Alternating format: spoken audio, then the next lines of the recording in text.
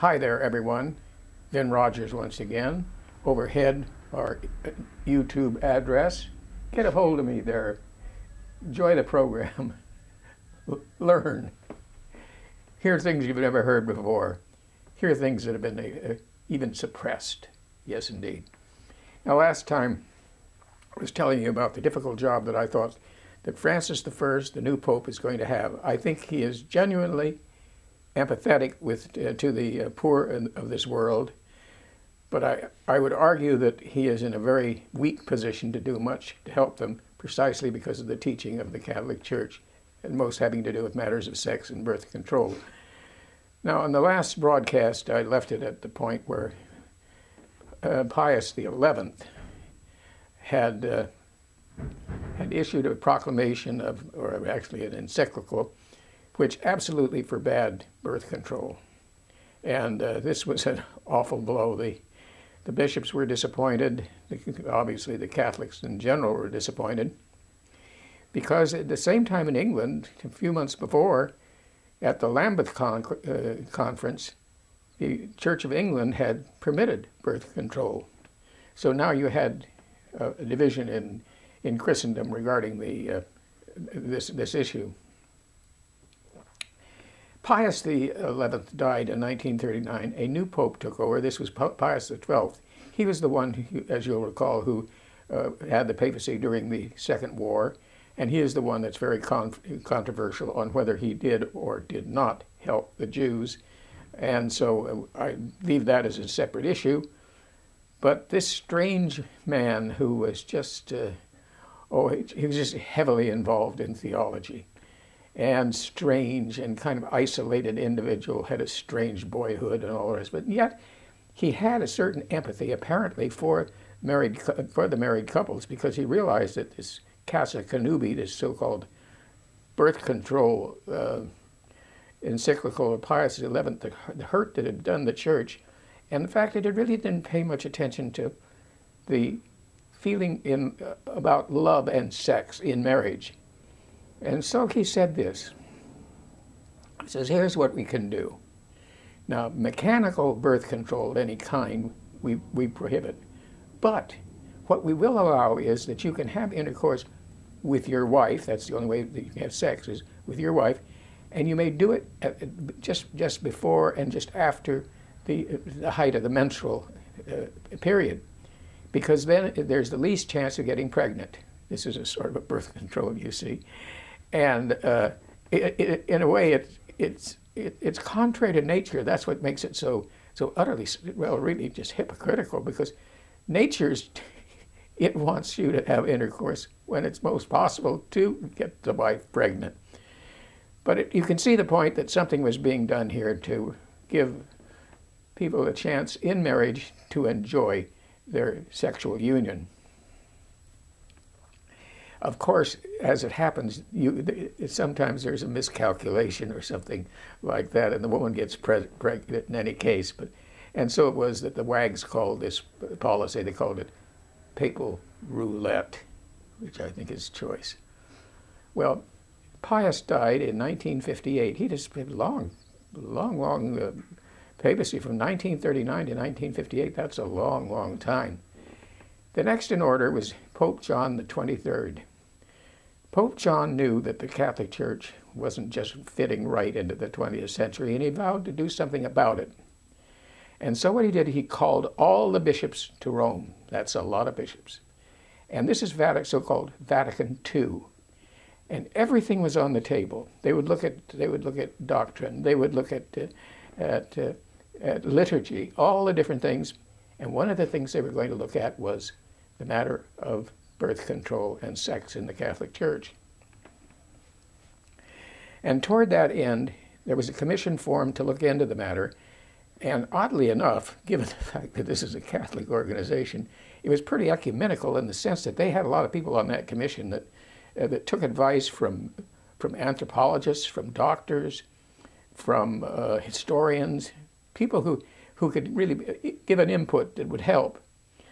And the vast majority of these commissioners came to the view that the Catholic Church would have to change its position on birth control.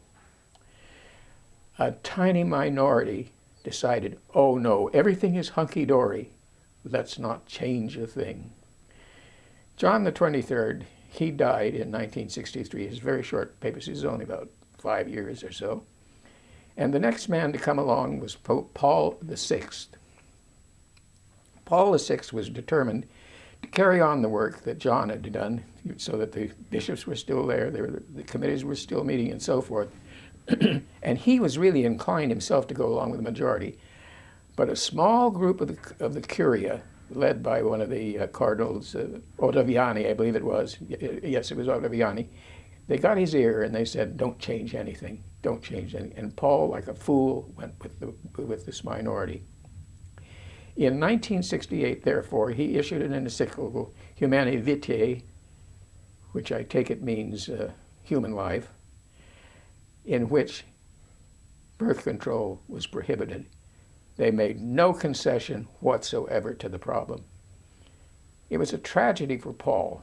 He had no idea what he was doing, and all of a sudden the church just almost collapsed around him. The bishops were disappointed.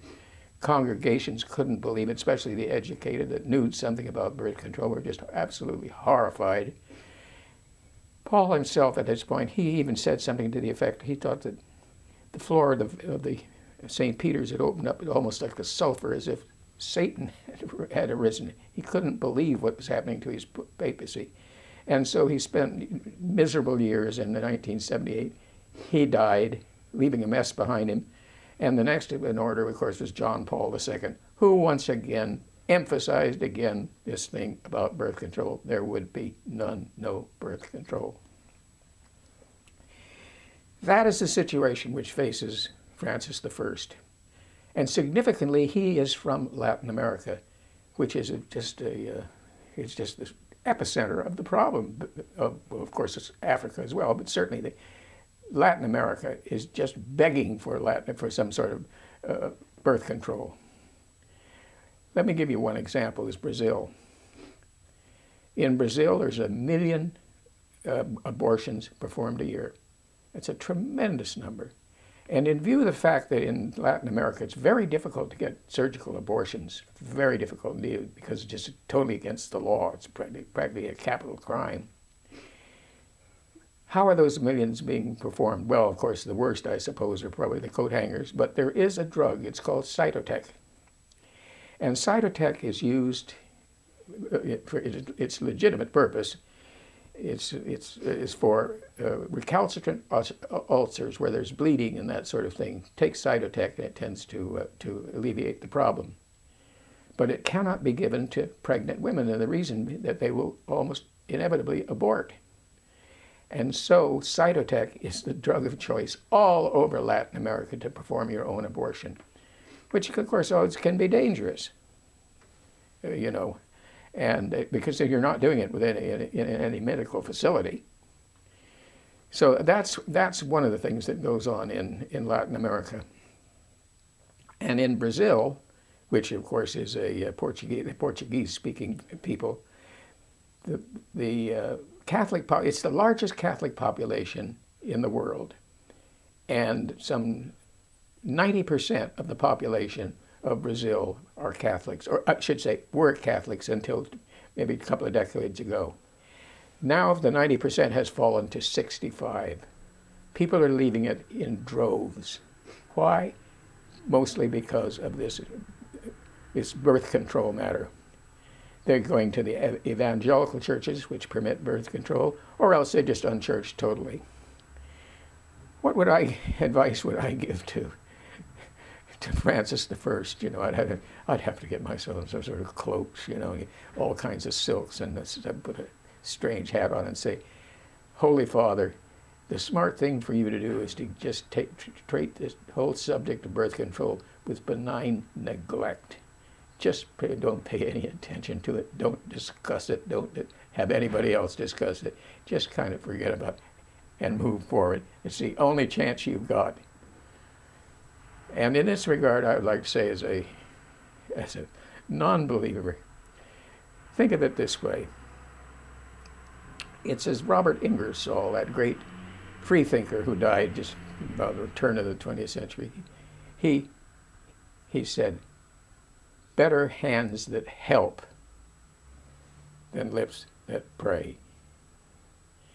Now, I'll be seeing you soon. I'm going to do a program on the Shroud of Turin. That's Come Alive. And so I'll see you at that time. Bye-bye.